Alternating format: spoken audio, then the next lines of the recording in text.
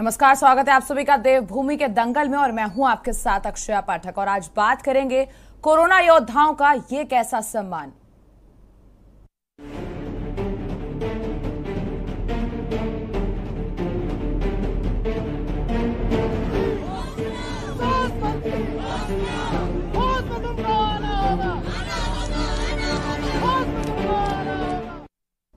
वैश्विक महामारी की त्रासदी भारत समेत पूरी दुनिया ने झेली है। मानवता ने एक बुरे वक्त को देखा है। हालात इतने बुरे थे कि इंसान कोविड पॉजिटिव होने पर उसके अपने भी उसका साथ छोड़ दे रहे थे। परिजन संक्रमित बॉडी को लेने से भी परहेज कर रहे थे, लेकिन मानवता का और अपने कर्तव्य को पूरा करने के लिए अपनी जान जोखिम में डालकर सिर्फ कोरोना योद्धा ही काम कर रहे थे, जिन्होंने विषम परिस्थितियों में भी अपना फर्ज निभाया। लेकिन जब कोविड चला गया तो अब ऐसे राज्य भर के करीब 2500 कर्मचारियों को बाहर का रास्ता दिखा दिया गया। आज अपनी बहाली को लेकर वो कोरोना योद्धा सड़कों पर हैं, जिन पर फूल बरसाए गए थे और जिनकी पूजा की गई थी। आज वो दूसरी लहर के बाद जब कोविड रफ्तार पकड़ता नजर आ रहा है तो उनकी बहाली को लेकर वो लगातार मांग उठा रहे हैं और आज इसी पर चर्चा करेंगे। लेकिन उससे पहले देखिए ये रिपोर्ट। और हर कोई उन्होंने आश्वासन दिया और हर कोई अधिकारी यही कह रहा है, लेकिन अभी तक 0 लेवल का काम हुआ है। अभी तक हमें जो आश्वासन ही मिला हुआ है उसके बावजूद कुछ भी नहीं हुआ। अगर कुछ आश्वासन के बाद अगर कुछ हमें पॉजिटिव वे में कुछ संदेश मिलता तो क्या आज हम यहाँ सचिवालय कूच करते। सर, हमारी सिर्फ एक ही मांग है, नियमितीकरण की। सही है, मेन मांग हमारी नियमितीकरण की है। हम लोग 28 तारीख से धरने पे बैठे हैं, लेकिन कोई भी निष्कर्ष नहीं निकल रहा है। खाली हमें आश्वासन दे देते हैं कि 4 तारीख को होगा, 8 तारीख को होगा, 12 तारीख को होगा, फिर बोला 18 तारीख को होगा, 18 तारीख, हाँ, फिर बोला कैबिनेट की बैठक में होगा, लेकिन कुछ भी निष्कर्ष नहीं निकल रहा है आश्वासन के अलावा। ठीक है, इसीलिए आज यहाँ पर 13 जिले हमारे उत्तराखंड में 13 जिलों के लोग यहाँ पर एकत्रित हुए हैं।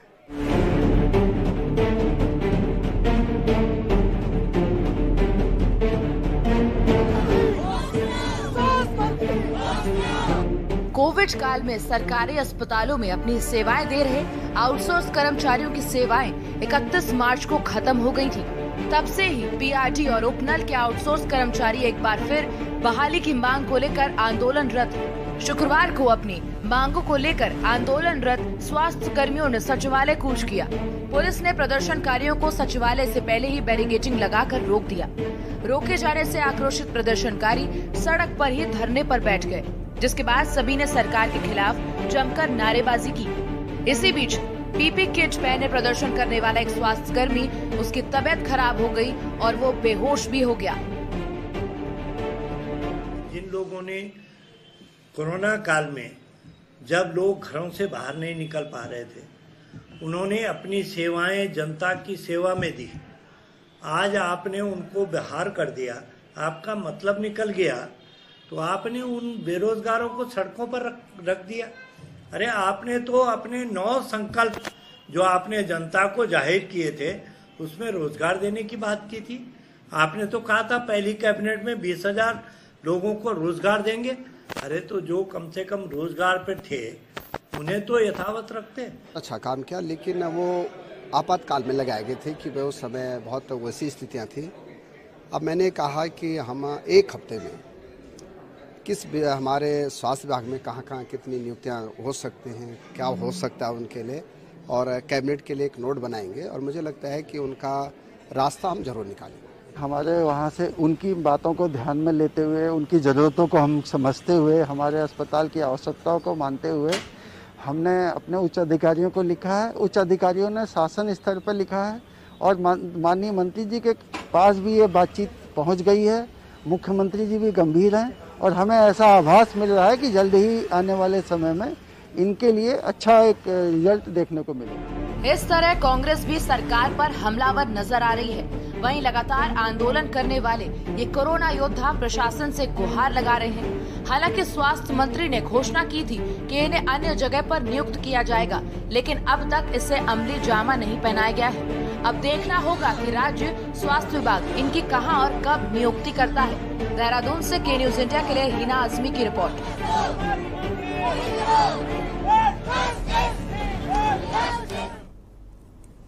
तो अभी आपने रिपोर्ट देखी जहां पर आपको कोरोना योद्धाओं के हाल बताए गए। ये वही समय था कोविड काल का जब कोरोना योद्धा अपने ऊंचे स्तर पर जाकर अपने घर परिवारों को छोड़कर सेवा में लगे हुए थे, लेकिन अब इन्हें वहां से हटा दिया गया है और अब बात ये आ गई है कि इनके परिवारों पर भी संकट पड़ गया है और लगातार वो अपनी बहाली को लेकर मांग कर रहे, लेकिन अभी तक ये तय नहीं हुआ है, ये निष्कर्ष नहीं निकल पाया कि इनकी बहाली कैसे की जाएगी। और हमारे गेस्ट हमारे साथ में जुड़ गए इसी पर चर्चा करने के लिए, उनसे आपका तारुफ करा देती हूँ। हमारे साथ नरेंद्र सेठी जी वरिष्ठ पत्रकार जुड़ चुके हैं, सोनम कोरोना योद्धा हमारे साथ जुड़ चुकी हैं और साथ ही हमारे साथ कांग्रेस के प्रवक्ता बिचन रावत भी जुड़ चुके हैं। तो सबसे पहले चलेंगे बिचन जी के पास। बिचन जी, आपको भी पूरी रिपोर्ट आपने देखी होगी।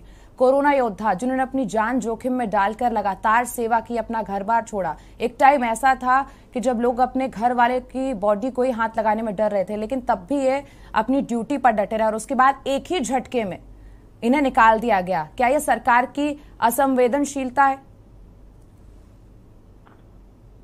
बिल्कुल, जिस प्रकार से सरकार ने जो है कोरोना योद्धाओं के बारे में मतलब जो इस प्रकार का जो निर्णय लिया है, निश्चित तौर पर जो सरकार की असंवेदनशीलता को जो है प्रदर्शित करता है। और मैं इस बारे में पहले भी एक बार कह चुका हूं आप ही के टीवी चैनल के माध्यम से, क्योंकि इन युवाओं को मैं खुद भी इनके समर्थन में, मैं इनके धरना स्थल पर दून अस्पताल में इनके साथ उपस्थित भी हूँ और मैंने इनकी स्थिति देखी है कि कितनी दयनीय स्थिति में वहां पर जो है मतलब धरना दे रहे हैं। और कल जब मैंने देखा कि जब 13 जिलों से इतनी भारी संख्या में सचिवालय कूच जब हुआ और वहां पर जिस प्रकार से उस युवा मतलब स्वास्थ्य में जो गिरावट आई और उसे किस प्रकार से जो है वो जमीन पर गिरा, मतलब मुझे ऐसा लगता है कि स्वास्थ्य मंत्री माननीय धन सिंह रावत जी को मतलब इस पर लेट अच्छी चीज नहीं करनी चाहिए, क्योंकि देखिए माननीय प्रधानमंत्री श्री नरेंद्र मोदी जी द्वारा कोरोना योद्धाओं पर जिस प्रकार जो है पुष्प वर्षा जब की गई थी, उनको भगवान का दर्जा दिया गया था। तो मतलब इस प्रकार जो निर्णय लिया तो हम लोग क्या माने कि आज आपने जो है उसी भगवान को उसके घर से बेघर कर दिया है। हमें तो यही लग रहा है। तो मैं तो आपके चैनल के माध्यम से सरकार से यही निवेदन करूंगा कि जितनी जल्दी हो सके इन युवाओं को जो है धरना स्थल से जो है मुक्त किया जाए और इनका जो है जो नियमितीकरण की जो मांग कर रहे हैं इनको जो है नियमितीकरण कर दिया जाए। जी बिचन जी, अभी आपसे और सवाल पूछूंगी। अब नरेंद्र सेठी जी के पास चलेंगे। नरेंद्र सेठी जी, जिस तरीके से कोरोना वॉरियर्स थे, जो कोविड वॉरियर्स थे, उनको दूध में पड़ी मक्खी की तरह निकालकर फेंक दिया गया और अब तक उनकी बहाली की मांग को आगे नहीं बढ़ाया गया। वो लगातार आंदोलन कर रहे हैं कई दिन से। 31 मार्च को ये जो इनका कॉन्ट्रैक्ट था वो खत्म हो चुका था और अब इनको ऐसी फील आ रही होगी कि इनके साथ ये जो चीज हुई है वो बहुत बड़ी है, क्योंकि कहीं ना कहीं इन पे बेरोजगारी भी आ गई है। इस पर आपकी क्या राय है? देखिए अक्षा, जैसे इनका शब्द, इनको टाइटल जो दिया गया है कोरोना वॉरियर या कोरोना योद्धा, योद्धा का मतलब है कि इन्होंने एक वाकई ही वास्तव में मानवता के लिए एक ऐसा युद्ध लड़ा जिस युद्ध में जिस समय कोई भी सैनिक जाने को तैयार नहीं था और उस समय इन्होंने अपनी सेवाएं दी और अपना जान हथेली पर रखकर इन्होंने कोई परवाह नहीं की, रात की दिन की, और इन्होंने पूरी सेवाएं अपनी अर्पित की। और उनको अगर हम आज इस दृष्टि से देखें कि हमने इनको कॉन्ट्रैक्ट पे लिया था, तो इससे ज्यादा और मानवीय संवेदनाओं की बात और क्या कही जाएगी। ये इससे बड़ा अमानवीय और कोई कृत्य हो नहीं सकता, क्योंकि अगर हम लोग कोई सैनिक की अगर भूमिका देखते हैं तो ये जरूरी नहीं है कि वो जब युद्ध होगा तभी उसे भर्ती किया जाएगा। और हम अगर आगजनी की घटना देखते हैं तो जो फायर ब्रिगेड के लोग हैं ये जरूरी नहीं है कि उसी समय भर्ती किए जाएंगे।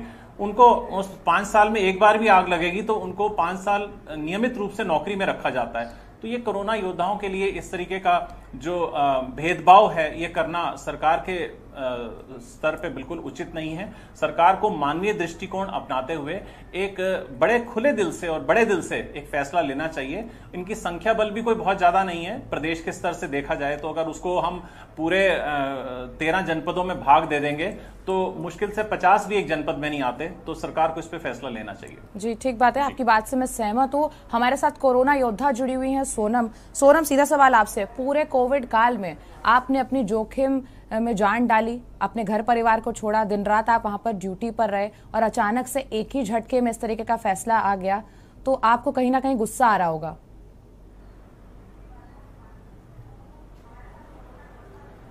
हम सभी लोग जब इसकी पहली लहर आई थी, हम सब लोग उसको जब उसकी भर्ती हुई थी, हमने अखबार में पढ़ा था कि हरिद्वार में हमारे जिले में वहाँ पर मेरी पोस्टिंग थी कि डीएम के प्रशासन के द्वारा जो सभी जिलों में डीएम के थ्रू रखे जा रहे हैं आपदा प्रबंधन से, और वहाँ पर आवश्यकता है। हमारी सैलरी उसको न्यूनतम 8,000 समथिंग थी, तब भी हमने नहीं सोचा कि इससे हमारा गुजारा होगा नहीं होगा।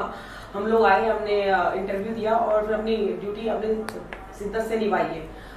शनिवार हो, इतवार हो, दोपहर हो, 15-10 हो, हमने किसी भी दिन हमारी छुट्टी नहीं रही है।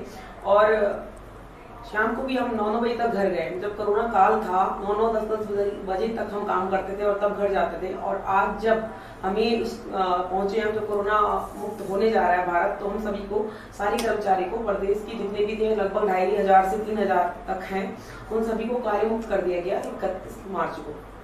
जी सोनम जी, जैसे आपको कार्य मुक्त अभी किया गया है और पहले भी ये बात छिड़ी थी कि वेतन नहीं पहुंच रहा था सही समय पर, अभी आपने बताया कि आपका जो वेतन था वो 8,000 रुपए के हिसाब से तय किया गया था, क्या आपको पूरा वेतन मिला था? वेतन देखो मैम, मैं सिर्फ अपने बिहाफ पे नहीं कहती हूँ, हमारे जो कर्मचारी हैं एक्चुअली उस वक्त आउटसोर्सिंग जो उपनल के माध्यम से हुई थी, टीएनएम के माध्यम से हुई थी, जेट सिक्योरिटी के माध्यम से हुई थी। सभी संस्थाओं का जो पे स्केल है अलग अलग है, क्योंकि बीच में कहीं पर डबल कॉन्ट्रैक्ट है। जैसे एनएचएम वाला है, उसमें बीच में इन्होंने टीएनएम को भी ला दिया है, तो टीएनएम के थ्रू जो पेमेंट हो रहा था या जेट सिक्योरिटी के थ्रू जो पेमेंट हो रहा है अलग अलग डिस्ट्रिक्ट में अलग अलग है। कहीं पर वो पेमेंट 14,000 भी, कहीं पर 10 भी, कहीं पर 8 भी और कहीं पर 6 भी है। ठीक है सोनम जी, आपकी समस्या हम सुनेंगे और अभी कहीं ना कहीं जब डिबेट खत्म होगी तो कोशिश करेंगे कि इस समस्या का हल जल्द से जल्द निकल जाए। और अब हमारे साथ संगीता शर्मा जी, आप प्रवक्ता से जुड़ गई हैं, आपकी प्रवक्ता हैं, कमल कांत हैं यूकेडी से, और हमारे साथ मौजूद हैं इस समय वरिष्ठ पत्रकार नरेंद्र सेठी, और कोरोना भी हमारे साथ बनी हुई है इस डिबेट में। आप सभी का बहुत बहुत स्वागत है। जब हम बात कर रहे थे कोरोना वॉरियर्स की, तो संगीता जी सीधे आपसे सवाल पूछना चाहूंगी, क्या लग रहा है आपको, सरकार संवेदनहीन है? अचानक से 2,500 से ज्यादा कर्मचारी जो संविदा पर रखे गए थे, जिन्होंने कोविड काल में अपने पूरे तन मन धन से सेवा करी, जिन्होंने वेतन नहीं उठाया, और उसके बाद एक झटके में उनको बाहर कर दिया गया, बाहर का रास्ता दिखा दिया गया। देखिए, ये सरकार का एक दोहरा मापदंड है कि जब जिस समय कोई भी काम करने को तैयार नहीं था और उत्तराखंड की स्वास्थ्य व्यवस्थाओं की पोल खुल रही थी, क्योंकि अस्पताल के अंदर लोग कर्मचारी नहीं थे जो कोरोना पीड़ित जो लोग हैं उन्हें देख पाए, तो इनको भर्ती किया गया। और अब जब काम इनसे निकल गया, कोरोना खत्म हो गया, तो इनको बाहर निकाला जा रहा है। तो ये दो तरह का मापदंड सरकार क्यों अपना रही है कि जरूरत है तो हम रख लेते हैं, और जब मतलब निकल गया तो पहचानते नहीं है वाली बात, कि जब इनका मतलब सीधा हो गया तो अब इन्हें बाहर का रास्ता दिखा रहे हैं। उन्हें ये सोचना चाहिए कि जिनको आपने फूल माला पहनाई, जिनको कोरोना वॉरियर्स का इतना बड़ा आपने दर्जा दिया, आज उनके साथ ही ऐसा सलूक क्यों किया जा रहा है। और ये केवल उत्तराखंड में ही नहीं हो रहा है, ये देश के अन्य राज्यों में भी हो रहा है। तो इस तरह का केंद्र सरकार को भी इस बारे में कुछ सोचना चाहिए और आगे आकर पहल करनी चाहिए कि जिन भी राज्यों में इस तरह का हो रहा है कि उनको बाहर निकाला जा रहा है नौकरी से, तो कोई एक बड़ा फैसला लेकर के उनको नौकरी में वापस रखा जाए और उसके लिए कुछ नीति बनाई जाए। एक तो बेरोजगारी की मार, महंगाई की मार पहले ही बहुत ज्यादा है, तो सोचना चाहिए कि संगीता जी, ऐसा लग रहा है उत्तराखंड इस समय हर तरीके की आपदा से घिर गया है। इधर कोविड का खतरा बढ़ता जा रहा है, कर्मचारियों की बहाली नहीं हो रही है, उधर बिजली का संकट हो गया, पानी का संकट हो गया, तो इस समय उत्तराखंड पूरा घेराव में। जी बिल्कुल, उत्तराखंड क्योंकि सरकार संवेदनशील नहीं है, वो केवल अब एक उपचुनाव को लेकर के लगी हुई है कि हमें उपचुनाव कैसे जीतना है, और बाकी 5 साल भी उन्होंने केवल मुख्यमंत्री बदलने का काम किया। और अब जितने समय से मुख्यमंत्री बने हैं उसके बाद भी कोई ऐसा काम देखने को नहीं मिला जो बहुत उद्देश्यहीन हो और उद्देश्यपूर्ण तरीके से किया गया हो। ठीक है संगीता जी, लेकिन लगातार जो सीएम धामी वो कह रहे हैं कि निर्णय बहुत जल्द लिया जाएगा, कैबिनेट के बतौर में ये फैसला लिया जाएगा। देखिए, पहले ही निर्णय क्यों नहीं ले लिया जाता है, क्यों इस तरह से धरना देने की जरूरत पड़ती है, क्यों उन्हें बाहर किया जाता है, क्यों वो लोग परेशान होते हैं, और एक तनाव भी उनके दिमाग में होता है। जब नौकरी चली जाती है तो मानसिक एक तनाव उनको जो झेलना पड़ रहा है, उसकी जिम्मेदारी आखिर किसकी है। और वो छोड़िए, रुद्रप्रयाग में माधवाश्रम जो अस्पताल है वहां पर तो जब ये लोग धरने पर बैठे हुए थे तो कुछ अधिकारी इनसे कहने लगे कि आप गाय भैंस चराइए। सोचिए कि शर्म की बात है जी, बहुत ही अपमानजनक बात है। अगर ऐसा हुआ है तो बहुत ही अपमानजनक बात है कि उनको कहा जा रहा है कि आप गाय भैंस चराइए। तो इस तरह का देखने को मिल रहा है, तो बहुत शर्मनाक स्थिति है और सरकार को इसमें बहुत जल्द फैसला लेना चाहिए, बहुत जल्द आगे आना चाहिए। जी, मुझे भी लगता है कि सरकार को इस ओर बहुत जल्द ध्यान देना चाहिए। हम अब सीधे चलेंगे कमान जी, स्वास्थ्य मंत्री ने घोषणा भी कर दी थी लेकिन उसके बावजूद बहाली नहीं करी गई है और लगातार यही कहा जा रहा है कि कोई ना कोई निर्णय जल्द से जल्द निकाला जाएगा। कौन जिम्मेदार है इसका, क्यों बहाली नहीं हो रही है? देखिए, जहां तक उम्मीद है, आप मेडिकल के जितने भी कोरोना वॉरियर हैं, जितने भी योद्धा हैं, अगर मेडिकल के बात की जाए, 108 कर्मचारी उससे पहले थे, उनको भी इस राज्य सरकार ने निकाला था जी। और जहां ये उम्मीद है कि ये जो कोरोना वॉरियर जिन्होंने इतनी बड़ी लड़ाई लड़ी, मैं रियली बता दूं, सरकारी हॉस्पिटल में डॉक्टर नहीं करते थे काम, क्योंकि एक कमरे में बंद रहते थे और वो सिर्फ कोरोना वॉरियर ने ही लड़ाई लड़ी। मैं भी खुद एक दून हॉस्पिटल में काफी दिन तक रहा, रायपुर में रहा, मैं भी मौत के मुंह से निकला और इन्हीं बहनों की वजह से मैं आज बचा हूं। सच बता रहा हूं, मेरी स्थिति भी ऐसी थी।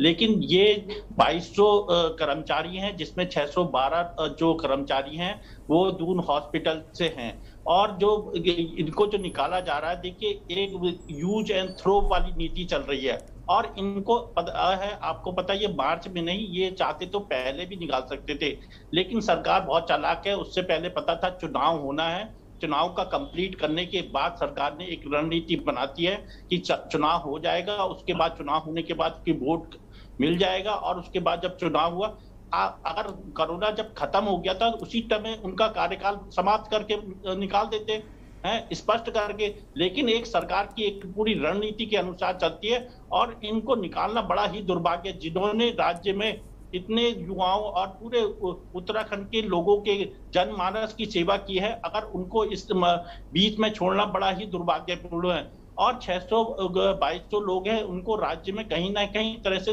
सेटल किया जा सकता है और सरकार दिख रही है जिस तरह से मेडिकल के तमाम पहले भी 108 कर्मचारी और ये तमाम तरह की घटनाएं हुई हैं, उनको निकाला गया है। ये बड़ा ही दुर्भाग्यपूर्ण है, क्योंकि ऐसा निकालना यूज एंड थ्रो वाली पॉलिसी में काम नहीं करती।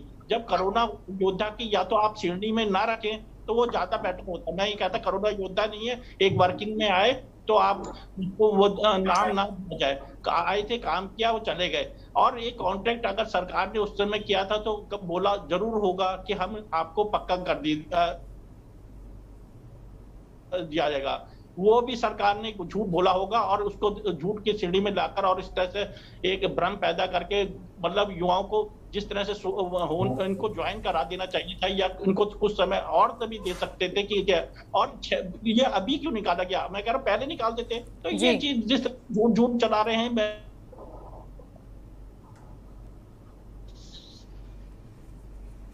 ठीक है कमलकांत जी, आपकी बात से सहमत हूं और कहीं ना कहीं भी नरेंद्र जी ने भी यही कहा था कि जितनी संख्या है जो संविदा कर्मी थे, जो कोविड वॉरियर्स हैं, अगर 50-50 भी एक जो है उसमें बहाल कर दिए जाए तो भी संख्या पूरी हो जाएगी। और हम लगातार कोविड वॉरियर्स की बात कर रहे हैं जिन्होंने अपनी जान जोखिम में डालकर लगातार पूरे उत्तराखंड में सेवा करी है। कोविड के समय में उन्होंने अपना पूरा योगदान दिया है, लेकिन अब उनके सम्मान में क्या हो रहा है? और यहां रुक रहे एक छोटे से ब्रेक के लिए, ब्रेक से लौटेंगे तो फिर चर्चा करेंगे। आप देख रहे हैं के न्यूज, खबरों का सारथी। देखें कौन नया खिलाड़ी आया है।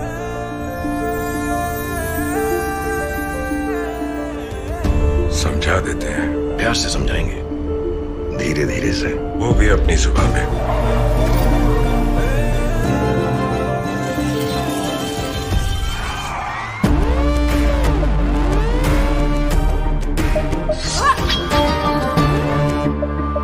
ये तो अपनी जुबान है। जुबान एक हो तो दिल भी एक होने चाहिए। विमल बोलो जुबान की। करें अपने जीवन को कृतार्थ, सुने श्रीमद् भागवत कथा रोज प्रातः 6 बजे मेरे साथ, सिर्फ के न्यूज इंडिया।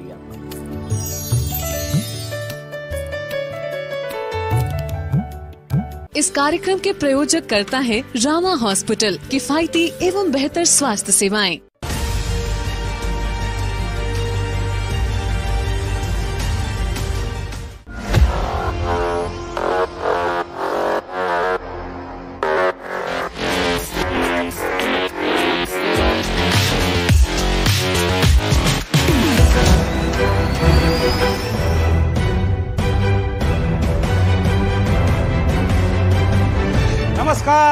अभिवादन आपका, मैं दुर्गेंद्र चौहान हूं।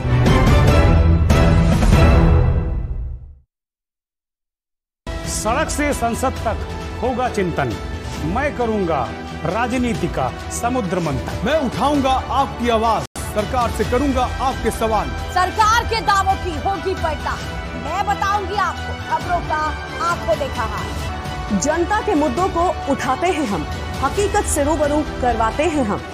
मैं करूंगी सबके हक और हुकूक की बात, खोलूंगी सियासत के नए नए राज। आपकी कसौटी पर उतरेंगे खरे। आप देख रहे हैं के न्यूज। कोर्ट कचहरी के ना लगे चक्कर, सबसे अधिक यही है बेहतर। लेकिन बढ़ ही जाए पाला तो कहां जाए, क्या करें? घबराए नहीं, अब हर मुश्किल होगी आसान। के न्यूज इंडिया पर वकील आपका देगा समाधान। कीजिए कॉल, पूछिए अपने सवाल।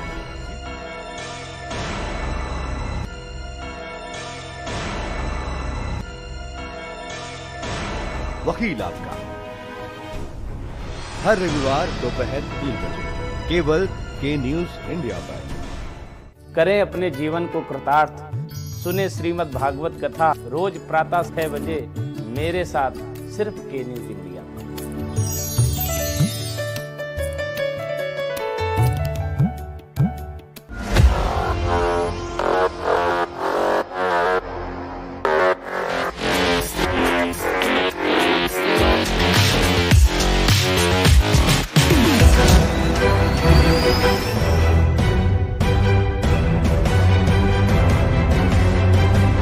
नमस्कार, अभिवादन आपका, मैं दुर्गेंद्र चौहान हूं।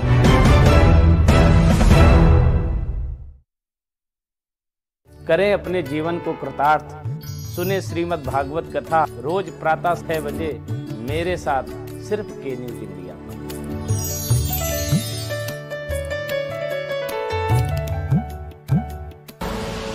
आप देख रहे हैं के न्यूज, खबरों का सार।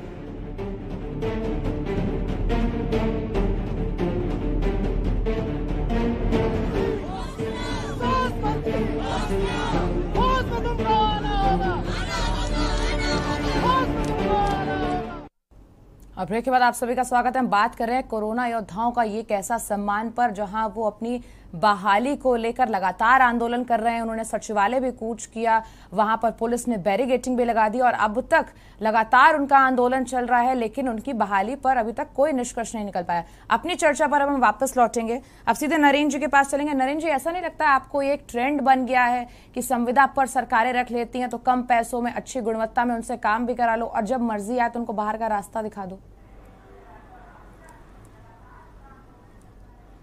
देखिए अक्षा, एक ही लाठी से सबको नहीं हाँका जा सकता और हम कोरोना वॉरियर्स जो हैं, जो कोरोना योद्धा हैं, कोरोना में अपनी सेवा देने वाले, ये वो लोग हैं जिन्होंने निष्काम भाव से किया। इनकी अगर आप सैलरी की बात करें तो कहीं तुलना नहीं की जा सकती उससे। अगर इनको 50,000 भी सैलरी दे सरकार तो वो भी कम है ऐसी स्थिति में। जिस स्थिति में जब शमशान घाट पे जो एक दाह संस्कार करने वाला व्यक्ति एक मृतक के परिवार से 20,000 रुपए मांग रहा था, 25,000 रुपए मांग रहा था, तो सरकार को खुद सोचना चाहिए इस बात को कि ये तो वो लोग थे जिस समय कोरोना मरीज को छूने की बात तो दूर, कोरोना से मृतक जो मृत व्यक्ति था उसकी बॉडी को छूने की बात दूर, उनके परिवारजनों से मिलना भी कोई नहीं चाह रहा था। तो ऐसी स्थिति में ये जो कोरोना वॉरियर्स आगे आए तो उनके लिए सरकार को बहुत विवेकशीलता से निर्णय लेना चाहिए। सरकार के पास एक विवेकाधीन कोष होता है और विवेकाधीन कोष का मतलब ही यही होता है कि सरकार का मुखिया या सरकार विवेक से निर्णय लेते हुए और उससे जो भी धनराशि निर्गत करनी है उस धनराशि से इन कोरोना वॉरियर्स को उनकी जो मांगे हैं उनकी पूर्ति की जा सकती है। क्योंकि ये मुद्दा, ये कोई संविदा कर्मी नहीं थे, ये कोई नियमित कर्मचारी नहीं थे, लेकिन उनसे भी ऊपर थे जी। बैंक में सिक्योरिटी गार्ड होता है, जरूरी नहीं है कि लूट होगी तभी उसको भुगतान किया जाएगा, वो नियमित रहता है पूरे साल में, साल दर साल रहता है। तो इस तरीके से आज दोबारा अगर कोरोना की दूसरी चौथी लहर की दस्तक हो रही है तो दोबारा इनकी आरती उतारेगी सरकार उससे पहले, तो उससे पहले ही उनकी बात मान ले और इनकी बात को मानते हुए जो इनकी न्यायोचित मांगे हैं उनको मांगकर, ये मांगी क्या रहे हैं, ये सम्मान मांग रहे हैं अपना, और उस सम्मान को देने में भी अगर सरकार को परहेज है तो मुझे लगता है उनको विवेकशीलता के साथ संवेदनशीलता भी लानी पड़ेगी अपने में। ठीक है नरेंद्र जी, सारे जवाब जो सवाल थे उनके जवाब अब हम लेंगे जपेन जी से, वो हमारे साथ जुड़ गए। जपेन जी आपका बहुत बहुत स्वागत है। बहुत बहुत धन्यवाद आपका। जपेन जी, हम लोग अभी चर्चा कर रहे थे कि कोरोना योद्धाओं का किस तरीके से सम्मान किया जा रहा है, उनकी बहाली को लेकर लगातार वो आंदोलन कर रहे हैं, लेकिन अभी तक कोई बहाली नहीं हुई है। यहाँ तक कि स्वास्थ्य मंत्री ने ये भी कह दिया था कि जल्दी इसकी बहाली की जाएगी, लेकिन अभी भी इस पर कोई निष्कर्ष नहीं निकला है। उन्हें बाहर का रास्ता दिखा दिया जिन्होंने अपनी जान जोखिम में डालकर लोगों को बचाया था। क्या ये संवेदनहीनता नहीं है? देखिए जी, बिल्कुल सरकार इस पर संज्ञान ले चुकी है और स्वास्थ्य मंत्री पूरी तरह से इस प्रकरण को देख रहे हैं और माननीय मुख्यमंत्री जी भी विशेष रूप से इस पूरे प्रकरण का संज्ञान लेकर जितने भी हमारे कोरोना वॉरियर्स थे, हमारे संविदा कर्मी थे, तो निस्संदेह कि इनका काम जितना सराहा जाए उतना कम है।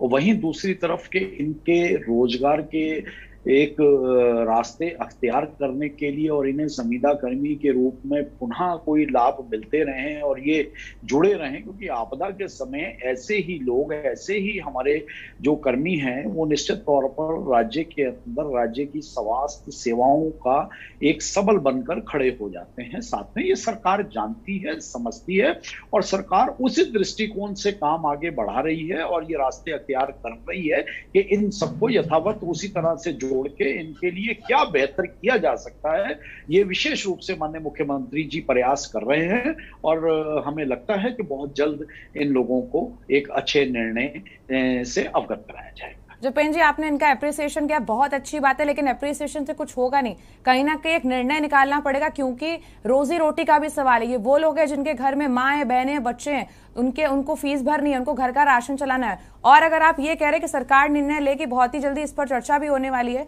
और स्वास्थ्य मंत्री भी कह रहे हैं कि इसकी बहाली की जाएगी, लेकिन बात तो वही है ना कि जब 31 मार्च की डेडलाइन थी तो उससे पहले कोई रणनीति नहीं तैयार की गई थी। ठीक है, हम ये मानते हैं कि इसमें थोड़ी सी देर हुई है जो नहीं होनी चाहिए थी, लेकिन हम इससे भी इनकार नहीं कर सकते कि सरकार बिल्कुल संवेदनहीन है या सरकार को इनकी चिंता नहीं है। माननीय मुख्यमंत्री जी को इनकी चिंता नहीं है, सरकार को भी इनकी चिंता है, संगठन को भी इनकी चिंता है, माननीय मुख्यमंत्री जी को भी इनकी चिंता है और उसी दृष्टिकोण से वो कार्य आगे बढ़ रहा है और हमें लगता है कि बहुत जल्द इन्हें एक सुखद निर्णय से अवगत कराया जाएगा। ठीक है जपेन जी, अभी आपके पास वापस लौटेंगे। हम लगातार इस पर चर्चा कर रहे हैं कि कब इनकी बहाली होगी, कब इनको वापस से वैसा ही सम्मान मिलेगा जो कोविड के दौरान इनको दिया गया था। और यहाँ रुक रहे छोटे से ब्रेक के लिए, जल्द हाजिर होंगे।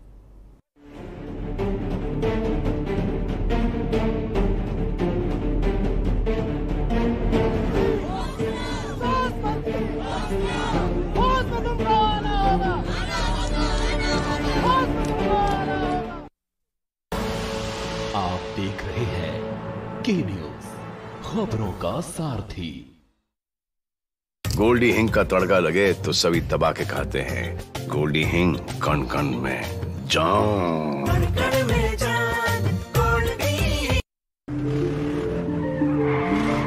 देखें कौन नया खिलाड़ी आया है।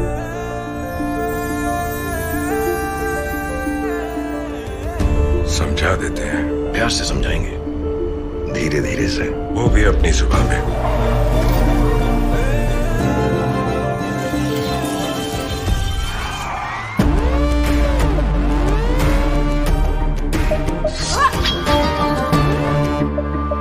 ये तो अपनी जुबान है। जुबान एक हो तो दिल भी एक होने चाहिए। विमल, बोलो जुबान की। आप देख रहे हैं के न्यूज, खबरों का सारथी।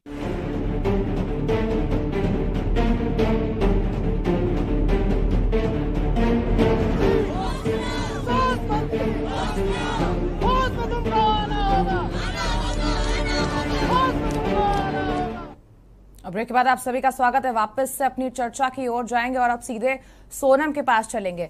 अभी थोड़ी देर पहले सोनम, संगीता जी कह रही थी कि जब आपको रखा गया तो शायद आपको माफ करेगा, कमल जी ने ये बात रखी थी कि आपको कॉन्ट्रैक्ट में ये बताया गया था कि नहीं बताया गया था कि आपको कब तक रखा जाएगा, कोई ऐसी चीज, और अचानक से आपके साथ ये कर दिया गया। सरकार की तरफ से आपको क्या कहा गया था? कॉमन तौर पे ऐसा कहा गया था कि नहीं हटाएंगे, ये बात कही गई थी कि वो हमें नहीं हटाएंगे और हमें हमारा जो है सामान्य रूप से रिन्यूअल होगा, जैसा कि सबका होता है संविदा कर्मियों का। ठीक है जपेन जी, वादा खिलाफी यहाँ से साफ तौर पर दिख रही है। वो ये कह रहे हैं जब उनको रखा गया था तब ये कहा गया था नहीं हटाएंगे, और 31 मार्च को उनकी जो थी वो सेवाएं समाप्त कर दी गई। बिल्कुल, और ये सब चीजें सरकार के संज्ञान में भी लाई गई हैं और माननीय नए स्वास्थ्य मंत्री के संज्ञान में भी लाई गई हैं। और जिस तरह से हमने पहले कहा कि इन चीजों के ऊपर संज्ञान लिया जा रहा है, जो हुआ वो नहीं होना चाहिए और इनके रोजगार के रास्तों को मजबूत करके इन्हें कैसे स्वास्थ्य सेवाओं से जोड़ के रखा जाए और इन संविदा कर्मियों को, अपने इन कोरोना वॉरियर्स को कैसे प्रदेश की प्रगति में साथ जोड़ के आगे लेके जाया जाए, इस पर सरकार का चिंतन चल रहा है और सरकार कतई नहीं चाहेगी कि इन लोगों के रोजगार के साथ कोई खिलवाड़ हो। उसी दिशा में सरकार आगे प्रयास। ठीक है जपेन जी, आपकी बात मानते हैं। संगीता जी क्या कहेंगे आप? वहां पर लैब में लोग नहीं है, ओटी में लोगों की कमी पड़ रही है, इमरजेंसी वार्डों में कोई नहीं है, एक दवा के काउंटर पर एक ही व्यक्ति दिख रहा है और रिक्वेस्ट करी जा रही है कि जो ड्यूटी वहां पर कर रहे हैं उनसे कहा जा रहा है थोड़ी देर और रुका जाए, उसके बावजूद यहाँ से जरूरत के बावजूद इन्हें हटाया जा रहा है। देखिए, पहले तो स्वास्थ्य व्यवस्थाएं उत्तराखंड की वैसे ही लचर हैं, अस्पतालों में कर्मचारी नहीं है, इक्विपमेंट नहीं है, तो वह परेशानी तो पहले से ही थी। और जब कोरोना के समय इनको रखा गया तो कुछ हद तक हालात सुधरे, तो अब जब ये इस समय नहीं है तो अस्पतालों की हालत फिर 10 की 10 हो गई है और स्थिति बदतर हो गई है। आप ये देखिए कि एम्बुलेंस में प्रसव हो जा रहा है, ऐसी तो हालत है। और अगर हम इसका ग्राफ देखें तो लगातार ये बढ़ रहा है, 19, 20, 21 और अब 21, 22 लगातार उस ग्राफ को हम बढ़ता हुआ देख रहे हैं। और एम्बुलेंस में प्रसव होना कितनी शर्म की बात है, और उत्तराखंड में ऐसी घटनाएं लगातार देखने को मिलती हैं। और अभी कल ही पिथौरागढ़ की ये घटना है कि ऐसा वाकया वहां हुआ है। तो जब स्थिति ऐसी है कि यहाँ कर्मचारी नहीं है तो आप उन्हें बहाल कीजिए जल्द से जल्द। और देखिए, स्वास्थ्य की स्थिति तो ऐसी है कि जहाँ एक भी दिन रुका नहीं जा सकता। अगर ये एक इमरजेंसी वाली स्थिति होती है, अगर अस्पताल में कोई मरीज आ गया और उसकी जान जोखिम में है तो हम ये इंतजार नहीं कर सकते कि कर्मचारी नहीं है, डॉक्टर नहीं है, तब तक तो उसकी जान चली जाएगी। तो इस नाजुक स्थिति में भी सरकार जब ये कहती है कि अभी हम इस पर विचार कर रहे हैं, हम फैसला लेंगे और 31 मार्च से आज 23 अप्रैल का समय आ गया है, तो बहुत सोचने का विषय है। और आपातकालीन स्थिति, हम स्वास्थ्य सेवाओं को एक आपातकालीन स्थिति ही कहेंगे, क्योंकि किसी की तबियत बोल करके खराब नहीं होती, कभी भी खराब हो जाती है और उसकी जरूरत पड़ती है। यानी कि स्वास्थ्य सेवाएं बिल्कुल इस समय वहां पर लचर होगी। आप जैसी बातें बता रही है उसके हिसाब से तो यही लग रहा है। लेकिन हमारे जो कोरोना वॉरियर्स है उनकी जो समस्या है वो सबसे ज्यादा इंपॉर्टेंट है, क्योंकि जो वेव है वो वापस आ रही है। अभी हाल ही की रिपोर्ट में आया कि 1% दर वापस से बढ़ गई है और एक तरफ इन्होंने चारधाम यात्रा की शुरुआत भी कर दी है जिसके 1 लाख पंजीकरण हो गए। जी बिल्कुल, जहां चारधाम यात्रा चल रही है, जिला चंपावत में उत्तर भारत का इतना विशाल मेला पूर्णागिरि मेला लगातार चल रहा है, जहां 17 से 18 हजार लोग प्रतिदिन दर्शन कर रहे हैं। और देखिए, कोरोना वॉरियर्स को रखा, कोरोना आया तो हमने रख लिया, उसके बाद उन्हें बाहर कर दिया, ये बिल्कुल भी जायज नहीं है। आपदा प्रबंधन जैसा विभाग भी हमारे यहाँ है, उसमें भी मंत्री और कैबिनेट मंत्री हैं। अगर हम ये सोचें कि उस विभाग की भी क्या जरूरत है, जब आपदा आएगी तो वो विभाग बना लेंगे, लोग काम कर लेंगे, तो उन मंत्रियों, उन कैबिनेट मंत्रियों का क्या होगा? ठीक है संगीता जी, अभी विभाग की बात भी करूंगी और उसका जो है जवाब जपेन जी से मैं लूंगी। सोनम कुछ कहना चाह रही है, सोनम कहिए। जपेंद्र सिंह जी जो बैठे हैं, सत्ता पक्ष के प्रतिनिधि हैं, उनको पहले तो मेरा सादर नमस्कार। सर, मैं आप ही प्रतिनिधित्व कर रहे हैं, इसलिए मैं आपसे जवाब पूछ रही हूँ कि लगभग 28 दिनों से हम लोग धरने पे बैठे हैं। आज 30 दिन पूरे होने को है हमारे धरने को। सरकार से किसी ने हमारा कोई संज्ञान नहीं लिया। जब हम धन सिंह रावत जी जो हमारे माननीय स्वास्थ्य मंत्री हैं, उनसे हम मिले, ज्ञापन दिया गया, उन्होंने हमें कहा था कि वो सभी के बारे में सोचेंगे। लेकिन जो एक लेटर जारी हुआ है प्रशासन के द्वारा, मुझे नहीं लगता कि वो लेटर, उसमें कुछ भी हमारे हित के बारे में लिखा है। उसमें कोविड-19 में जिन लोगों ने काम किया है उनमें से कुछ लोगों को आप मतलब रख सकते हैं, यानी कुछ वो भी जरूरत के अनुसार, यानी वो फिर से उन्हें 2-3 महीने के लिए रिव्यू करेंगे। और वो काम तो उस वक्त हमने ऐसी सिचुएशन में काम किया जब कोई अपने घरों से बाहर नहीं निकल रहा था। हम लोगों ने 8-10 घंटे तक पीपीई किट पहनी है, दिन रात काम किया है, कोई सरकारी छुट्टी हमने नहीं ली है। और इस सब के बावजूद भी सरकार ने जो हमें आश्वासन दिया उस आश्वासन पे वो खरी नहीं उतरी है। जो हमें वो लेटर जो उन्होंने अभी हम सब लोग जो सड़कों पे आए हैं उसका कारण यही है कि स्वास्थ्य मंत्री ने जो आश्वासन दिया था उस आश्वासन को नहीं उन्होंने पूरा किया है। और जो अभी हमारे लिए फॉर्मल एक लेटर जारी हुआ है वो उनकी उन शर्तों को अनुरूप नहीं है। उन्होंने जो जो हमें वादे करे थे हमसे वो उन वादों पे खरा नहीं उतरता है, वो एक तरह से हमारे साथ धोखा है। जपेन जी, और बीच में मैं एक बात और बताना चाहती हूँ कि पहले हम जब स्टार्टिंग में हमें रखा गया था तो हमारे 6 महीने का कॉन्ट्रैक्ट था, फिर वो 6 महीने के लिए बढ़ा दिया, ऑटोमेटिकली बढ़ाया है, तो अब अचानक से समाप्त कर दिया वो हमारा। जपेन जी, हमारा इतना ही कहना है कि स्वास्थ्य मंत्री जी ने जो वायदा किया है तो निश्चित तौर पर वो अपने वायदे पर पूरा खरा उतरेंगे। उन्हें पता है कि उन्होंने जो वादा किया है वो एक जायज वायदा किया है और वो जानते हैं, इनकी समस्याओं से रूबरू हुए हैं, इनकी समस्याओं को, इनकी परेशानियों को समझ रहे हैं। और हमें उम्मीद है स्वास्थ्य मंत्री अपना किया हुआ वादा पूरा करेंगे और बहुत जल्द इन लोगों को अच्छी खबर मिलेगी। वो कह रही हैं कि उनका ध्यान नहीं दिया गया, वो ये कह रही है कि 6-6 महीने करके उनकी जो ड्यूटी है वो बढ़ा दी जा रही है। और आप बार बार यही कह रहे हैं कि स्वास्थ्य मंत्री है, उन्होंने ध्यान दिया है, कैबिनेट में जाना है, सीएम ध्यान दे रहे हैं। कब ध्यान देंगे, कब? वो बता रही हैं कि 28 दिन हो गए हैं, कब? उन्होंने हमने उन्हीं की बात का जवाब दिया। उन्होंने साथ में ये भी कहा है कि स्वास्थ्य मंत्री जी ने उन लोगों से वादा किया है, और क्योंकि हम अपने स्वास्थ्य मंत्री जी को जानते हैं, हमें पता है कि स्वास्थ्य मंत्री प्रदेश की स्वास्थ्य सेवाओं को बेहतर करने के लिए दिन रात काम कर रहे हैं। और यहाँ कुछ की बात हो रही है जपेन जी, 2200 लोग हैं यहाँ पर, कुछ की बात हो रही है। जो उन्होंने भी बताया, जो बोला गया उसमें कहा गया है कि पहले उनको देखेंगे किसने कितना काम किया है, उसके हिसाब से उनको वापस से रखा जाएगा। सिर्फ 2200 लोग हैं। देखिए 13 राज्य, 13 जो है उसमें जिले, ये 13 जिलों में 2200 लोगों की समस्या है, ये किसी एक जिले की नहीं है। और उसके लिए निश्चित तौर पर स्वास्थ्य मंत्री जी ने अगर वायदा किया है तो कोई ना कोई उस पर नीति भी बनाई जा रही है, उस नीति पर काम भी हो रहा है। और ये स्वास्थ्य मंत्री जी बेहतर जानते हैं कि इन 2200 लोगों की एडजस्टमेंट और इनकी मांगों को लेकर क्या किया जाना चाहिए। तो उन्होंने वादा किया है तो निश्चित तौर पर हमें उम्मीद है वो अपने वादे पर खरा उतरेंगे। जपेन जी, जब आप डिबेट पे नहीं थे ना तो नरेंद्र जी ने यही बात बोली थी कि 2200 है और जो है 13 जिले हैं, अगर 50-50 भी कहीं पर उनके साथ जो है उनकी ड्यूटी लगा दी जाए या वापस उनको रख लिया जाए तो भी आधी से ज्यादा समस्या खत्म हो जाएगी। कोविड-19 में काम किया, सरकार इस योजना पर काम कर रही है। स्वास्थ्य मंत्रालय पूरी तरह से संजीदगी के साथ इन चीजों पे ध्यान दे रहा है और हमें उम्मीद है कि इन सभी लोगों का समायोजन कहीं ना कहीं स्वास्थ्य महकमों में जल्द कर दिया जाए। कमल जी, आपको क्या लग रहा है, पूरा ध्यान दिया जा रहा है? जितने दावे कर रहे हैं, वादे कर रहे हैं। एक बात मैं स्पष्ट करना चाहता हूं कि 2200 लोगों को अभी सरकार ने निकाल रखा है, तो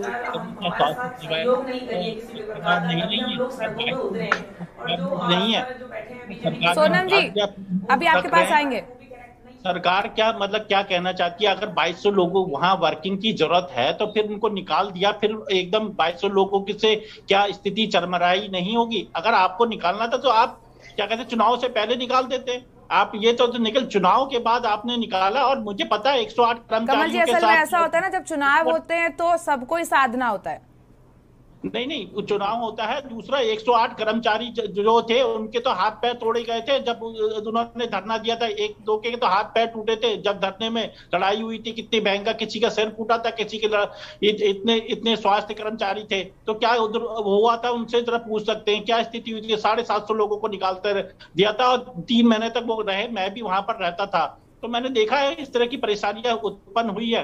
तो जो सरकार कह रही है इस समय क्या चरमराई नहीं है 2200 लोगों को निकलवा कर। वैसे भी हाई कोर्ट ने एक बार उत्तराखंड सरकार को फटकार लगाई थी कोरोना काल में कि आप स्वास्थ्य व्यवस्था सही नहीं कर पाए।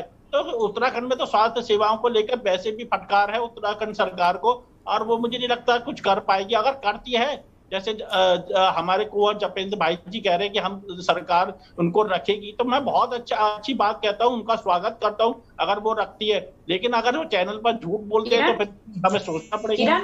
बोल रहे हैं। जपेन जी, देख रहे हैं कि लगातार सब यही कह रहे हैं कि हर तरीके से व्यवस्थाएं चरमराई हुई है, चाहे वो बिजली की हो, चाहे स्वास्थ्य की हो, और हमारे कोरोना योद्धा, उनका तो सामान आपने देखा ही है किस तरीके से हो रहा है। हालांकि आपने आश्वासन दे दिया है। अब बिचन जी के पास चलेंगे। बिचन जी, अगर विपक्ष मजबूत होता है, विपक्ष अगर मजबूत हो तो मुझे नहीं लगता कि आवाज वहां तक नहीं पहुंचती है, तत्काल प्रभाव से कार्य होते हैं, कई ऐसे आंदोलन होते हैं। आप लोगों ने धरने में साथ दिया है कोरोना योद्धाओं का, लेकिन उसके बाद आपने क्या किया?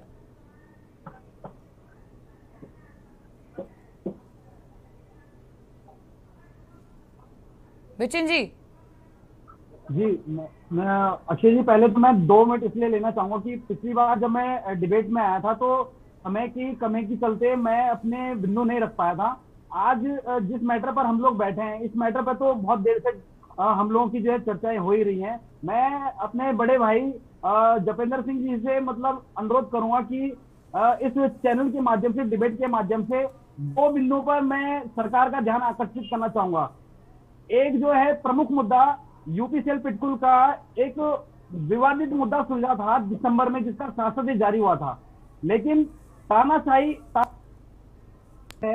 4 महीने पहले जिस यूपीसीएल पिटकुल मामले में शासन जारी हुआ है, आज तक उस मामले में ज्वाइनिंग नहीं। जी, कोरोना पे चर्चा कर रहे हैं आज। वो बात नहीं, एक बार सुन लेती हूँ इनकी बात। नरेंद्र जी, 1 सेकंड का सुन लेती हूँ इनकी बात। आप एक बात सुनिए, मैं उस धरने में खुद इनकी शिकायत थी कि पिछली बार मौका नहीं मिला था, तो इनकी बात सुन ले रही हूँ। हालांकि मैंने इनसे सवाल यही किया था कि विपक्ष अगर मजबूत होता है, सिर्फ धरने पे बैठने से काम नहीं होता। धरने के बाद आपने क्या किया? क्या आप पर्सनली वहां जाके योद्धाओं से आप मिले? जिस विषय पे चर्चा कर रहे हैं उसके ऊपर बात कर रहा हूं मैं। विपिन जी की बात ठीक है। विपिन जी, आज कोरोना वॉरियर्स के ऊपर चर्चा करें तो ज्यादा बेहतर होगा।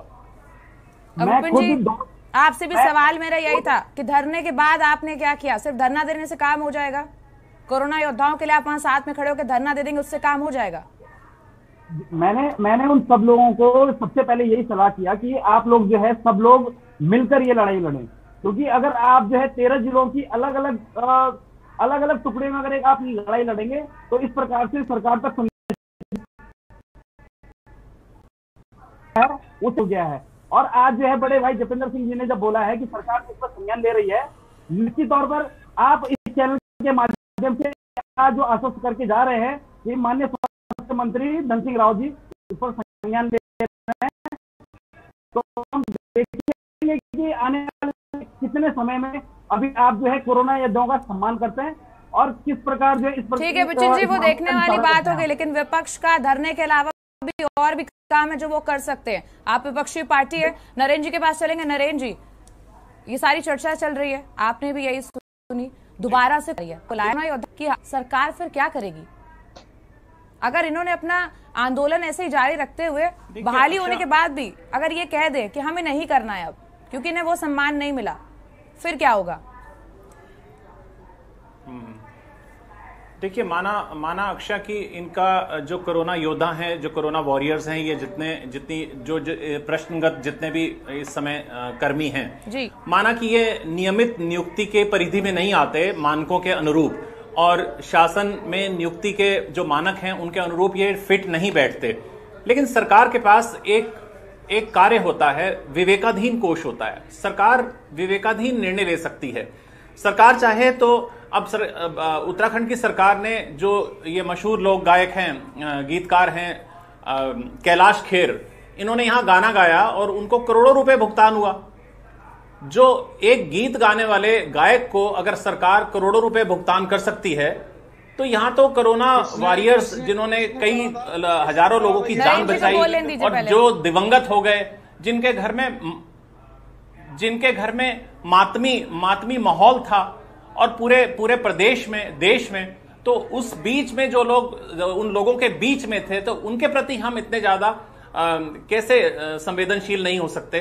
तो इस बात को लेकर स्वास्थ्य विभाग को क्या, और जपेंद्र जी ने बहुत अच्छे तरीके से बात रखी है। जपेंद्र जी को बहुत ठोस तरीके से बात आगे पहुंचानी चाहिए और ये बात कहनी चाहिए कि विशेष रूप से इनका एक प्रतिनिधि मंडल लेकर और जो कोरोना वॉरियर्स हैं वो स्वास्थ्य मंत्री से ठोस लिखित आश्वासन दिलवाएं और इनको समायोजित करने की कार्रवाई सुनिश्चित करवाएं, तो और अच्छा लगेगा।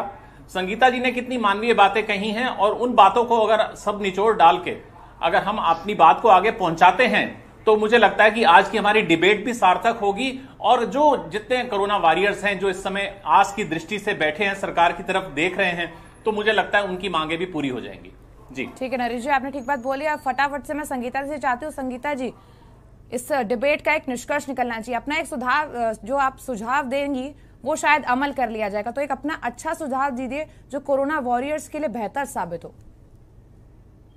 देखिए, जिस तरह से नरेंद्र भाई ने भी कहा, बहुत से ऐसे विभाग हैं जो आपातकाल स्थिति में ही उनकी जरूरत पड़ती है, तो इसी तरह से हमारे कोरोना योद्धा भी हैं जिनकी जरूरत हमें एक आपातकाल स्थिति में पड़ी और उन्होंने दिन रात भूखे प्यासे हर स्थिति में काम किया और अपनी सेवाएं दी, तो उनको भी बहाल रखना चाहिए और हमेशा के लिए बहाल रखना चाहिए। ये नहीं कि उनको आज रखा और कल निकाल दिया, क्योंकि वो भी हमारे एक योद्धा हैं। तो जितेंद्र जी को इसमें एक ऐसा ठोस नीति सरकार बनाए, राज्य सरकार कुछ ऐसा कदम उठाए कि उनको दोबारा ऐसी स्थिति का सामना ना करना पड़े कि 31 मार्च एक डेडलाइन है, उसके बाद उन्हें बाहर निकाल दिया जाएगा, या उसके बाद मई उनके लिए एक डेडलाइन है और बाहर निकाल दिया जाएगा। वो कहीं ना कहीं ऐसे समायोजित हो कि उनका जो एक तनाव है बाहर निकालने का, उनके मन में ये नहीं चलना चाहिए कि कब पता नहीं ऐसा मौका आए और हम बाहर निकल जाएं। वो इस तनाव से मुक्त हो और मानसिक रूप से सही होकर के एक अच्छी सेवाएं दे पाए, जैसे उन्होंने पहले एक कोरोना वॉरियर्स की तरह दी, और आगे भी जब अभी ऐसी स्थिति आ रही है कि कोरोना बढ़ता हुआ दिखाई दे रहा है, तो उसमें भी वो अपनी सुविधाएं दे पाए, अपना काम कर पाए। तो उन्हें लगातार बहाल होने की जरूरत है, ना कि समय समय पर उनकी जरूरत है। तो एक ऐसा विभाग जरूर होना चाहिए, जब तक हम कोरोना से पूरी तरह भारत मुक्त नहीं हो जाता, जिस तरह से और बीमारियों से हुआ है, तब तक उनको निकालने की जो एक योजना है उसको बिल्कुल समाप्त कर देना चाहिए। ठीक है संगीता जी, मुझे लगता है कि आपके सुझाव को जपेंद्र जी अच्छे से समझेंगे। कमल जी, कुछ कोरोना वॉरियर्स के बयान तो ऐसे भी थे, जब वो धरना दे रहे थे तो उनका ये कहना था कि जब वो धरने पर बैठे हुए थे तो मंत्री जी आए थे, स्वास्थ्य मंत्री, और वो वापस चले गए थे। आधे घंटे तक जब वहां पर वो लोग अड़े रहे, उसके बाद वापस आकर आश्वासन दिया। ये बात एक अलग हो गई, लेकिन आप क्या सुझाव देंगे? क्या इसके लिए क्या कुछ किया जाना चाहिए ताकि जल्द से जल्द बहाली हो?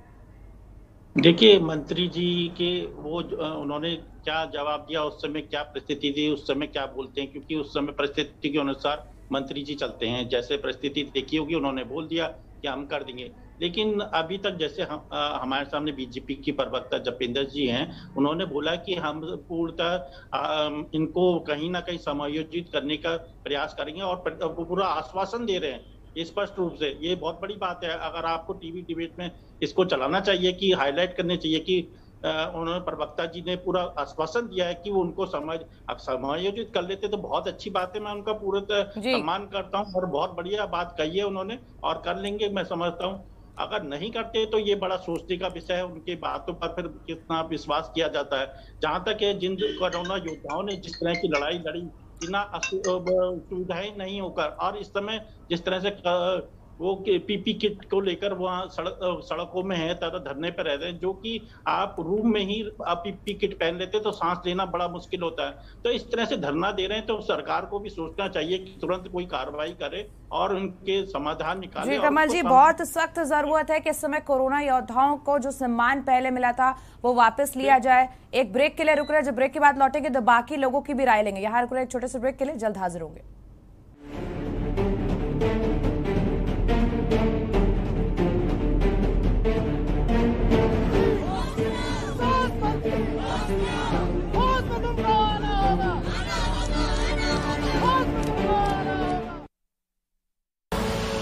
आप देख रहे हैं के न्यूज, खबरों का सारथी। खुदी को आजमाया है तो ये अंदाज आया है, खुदी को आजमाया है तो ये अंदाज आया है। तुम में भी मैं हूं, शुद्ध प्लस पान मसाला। एक ही छत के नीचे सभी सुविधाओं से सुसज्जित 100 बेड का एकमात्र अस्पताल ओम हॉस्पिटल। आईसीयू एनआईसीयू 24 घंटे आपातकालीन सेवाएं, कुशल डॉक्टरों द्वारा इलाज उपलब्ध है। रजिस्ट्रेशन के लिए संपर्क करें ओम हॉस्पिटल, शिवली road, Bagpur, Kanpur Dehat. Phone number 7317825750 7317827050। आप देख रहे हैं के न्यूज, खबरों का सार।